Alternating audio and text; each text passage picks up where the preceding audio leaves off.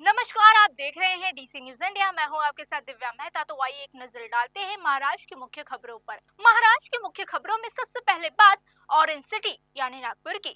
नागपुर के भाने गांव में एक चौंकाने वाली घटना सामने आई है, जहां 3 चोर ने एक एटीएम मशीन को उखाड़ ले गए। ये वारदात परखेड़ा पुलिस स्टेशन क्षेत्र मंगलवार देर रात हुई, जो सीसीटीवी में कैद हो गई। जानकारी के मुताबिक एक सफेद कार में आए 3 चोरों ने पहले एटीएम सीसीटीवी कैमरों पर काले रंग की स्प्रे किया और सामने घर में लगे कैमरे के तार भी काटने की कोशिश की, लेकिन कैमरा बंद नहीं हुआ। इसके बाद चोरों ने एटीएम मशीन को उठाकर एक ट्रक में लाद दिया और फरार हो गए। सुबह जब मकान मालिक नीलेश राउत ने देखा तो एटीएम गायब है, तो तुरंत पुलिस को सूचना दी।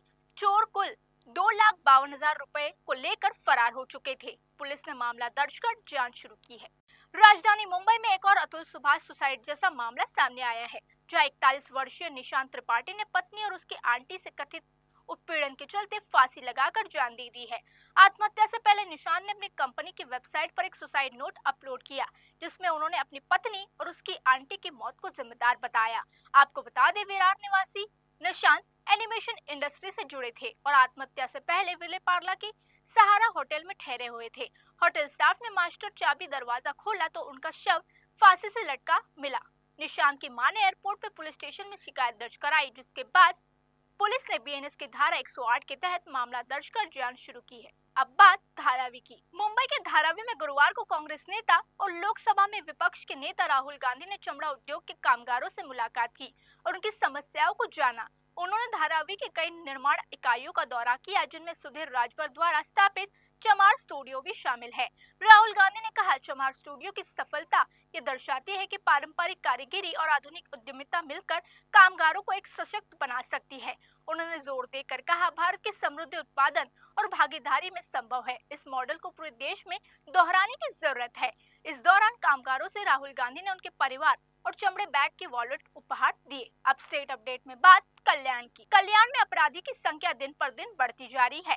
हाल ही में जहां परप्रांतीय रिक्शा चालकों द्वारा एक मराठी युवक की पिटाई का मामला सामने आया था, वहीं अब कल्याण के पश्चिम खड़कपाड़ा इलाके में तृतीयपंथी गुंडागर्दी का चौंकाने वाला मामला सामने आया। या तृतीयपंथी और उनके एक साथी ने एक महिला को रोककर 20,000 रुपए की मांग की है। जब महिला ने 20,000 देने से इनकार किया तो आरोपियों ने न सिर्फ उसे जान से मारने की धमकी दी, बल्कि उनके साथ अश्लील हरकतें भी की और उसके मासूम बच्चे तक की पिटाई कर दी। ये घटना 5 दिन पहले हुई थी, लेकिन डर के कारण महिला ने तुरंत शिकायत नहीं की। आखिरकार हिम्मत जुटाकर उसने महात्मा फुले चौक पुलिस स्टेशन में शिकायत दर्ज कराई। पुलिस ने इस मामले को गंभीरता से लेते हुए जांच शुरू कर दी है। बढ़ते हैं अगली खबर, जो नासिक से है। नासिक जैसे सांस्कृतिक शहर में कैफे की आड़ में चल रही अनैतिक गतिविधियों का पर्दाफाश हुआ। मामला भारतीय जनता पार्टी के विधायक देवयानी फरांदे तक पहुंचा तो उन्होंने खुद मौके पर जाकर छापा मारा। वहां जो हुआ उसे देखकर वो चौंक गए। कैफे के अंधेरे में पर्दे लगा गए थे और कमरे को घंटे के हिसाब से 100 और 200 रुपए किराए पर दिया जा रहा था। उनके पहुंचते ही पुलिस भी वहां पहुंची और कई युवक और युवतियों को आपत्तिजनक स्थिति में पकड़ लिया। इस खुलासे के बाद शहर में हड़कंप मच गया।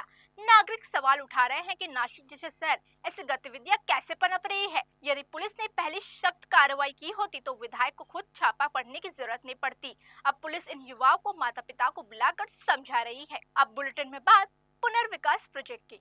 मुंबई के खारपुर इलाके में रुके पुनर्विकास प्रोजेक्ट को पूरा कर विस्थापित नागरिकों को फिर से मुंबई उनका हक दिलाना जरूरी है, ऐसा आश्वासन उप मुख्यमंत्री एकनाथ शिंदे ने विधानसभा में दिया।